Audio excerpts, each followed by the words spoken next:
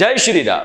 22 જાન્યુઆરીએ દેશભરમાં ઉત્સવનો માહોલ હશે। રામ મંદિરનું ઉદ્ઘાટન થવાનું છે અને રામ મંદિર માટે દેશભરમાંથી આસ્થા સાથે અનેક વસ્તુઓ મોકલવામાં આવી છે, પણ ગુજરાતમાંથી રામ મંદિર માટે શું શું મોકલવામાં આવ્યું એના વિશે થોડું ડિટેલમાં જાણીએ।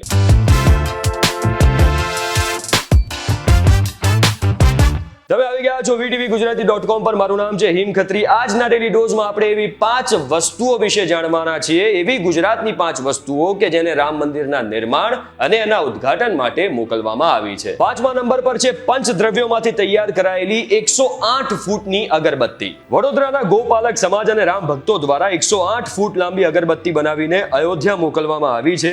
3.5 ફૂટ પહોળી આ અગરબત્તીનું વજન 3500 કિલોગ્રામ છે, જે બાય રોડ અયોધ્યા પહોંચશે। આ અગરબત્તી બનાવવામાં 191 કિલો ગીર ગાયનું શુદ્ધ ઘી, 376 કિલો શુદ્ધ ગુગળ ધૂપ, 280 કિલો જવ, 280 કિલો તલ, 376 કિલો કોપરાની છીણ, 425 કિલો હવન સામગ્રી અને 1475 કિલો ગાયના છાણના ભૂકાનો ઉપયોગ કરવામાં આવ્યો છે। વડોદરાની આ વિશાળ અગરબત્તી 45 દિવસ સુધી પોતાની સુગંધ રામ મંદિરના પરિસરમાં પ્રસરાવશે। 4થા નંબર પર આવે છે અમદાવાદથી 450 કિલોનું નગારું। અયોધ્યાના રામ મંદિરમાં ભક્તોને અમદાવાદના 450 કિલોના નગારાનો નાદ સાંભળવા મળશે। અમદાવાદના અખિલ ભારતીય ડબગર સમાજ દ્વારા રામ મંદિર માટે 700 કિલો પાવર સ્ટીયરિંગ રથ સાથે 450 કિલોનું વિશાળ નગારું બનાવવામાં આવ્યું છે।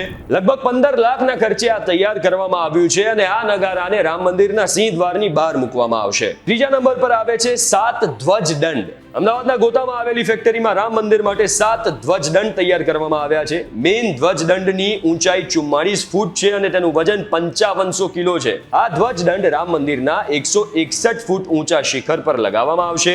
અન્ય 6 ધ્વજ દંડ પણ આ જ ફેક્ટરી એટલે કે શ્રી અંબિકા એન્જિનિયરિંગ વર્કર્સમાં તૈયાર થયા છે, જેમાં એક ધ્વજ દંડનું વજન તો 800 કિલો છે। બીજા નંબર પર આવે છે પ્રસાદ। રામ મંદિરના ઉદ્ઘાટન વખતે ભાવિ ભક્તોને જે પ્રસાદ આપવામાં આવશે એ પણ અમદાવાદમાં તૈયાર થઈ રહ્યો છે, જેમાં અયોધ્યાની સરયુ નદીનું જળ, અક્ષત, સોપારી, રક્ષા પોટલી અને લાડુના પ્રસાદ સાથે 20,000 બોક્સ તૈયાર કરવામાં આવી રહ્યા છે। અમદાવાદની ભગવા સેનાની અધ્યક્ષતામાં મહાપ્રસાદની તૈયારીઓ કરવામાં આવી રહી છે। પહેલા નંબર પર આવે છે અજય બાણ। અયોધ્યા ખાતે પંચ ધાતુમાંથી બનેલું 5 ફૂટનું અજય બાણ મોકલવામાં આવશે।